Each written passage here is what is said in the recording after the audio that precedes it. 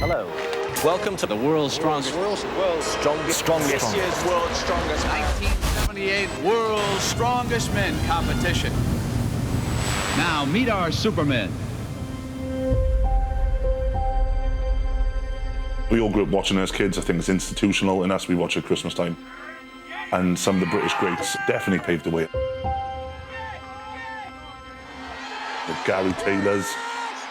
I mean, he is the greatest strength athlete of all time if you're a Welshman. And he wasn't too bad internationally. I mean, taking the biggest title you can. Gary Taylor is the world's strongest man. You got the guys a little bit before that. You got Jeff Capes. They're just absolute animals. I remember watching it with my dad when I was a kid.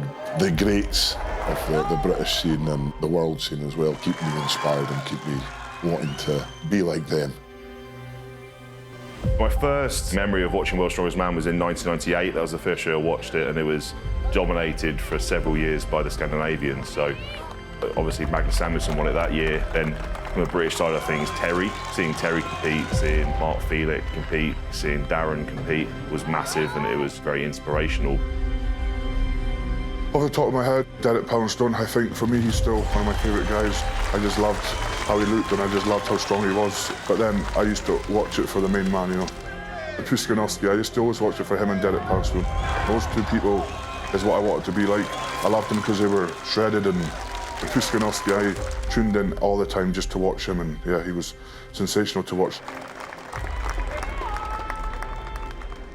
It's very surreal, very humbling, I think, to have kids come up to us now, and you know, especially with the story, you know, of Tom overcoming adversity, overcoming our mum passing away, and wanting to carry on and do her memory justice, you know, because she was the strong person in our family, and she always will be. But for me, it's Tom, you know, the story that is Tom, the little autistic boy that grew up to become 2 times world's strongest man.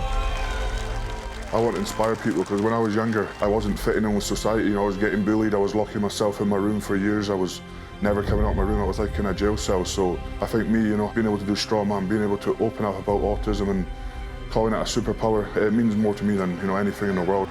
It's Tom Stoltman!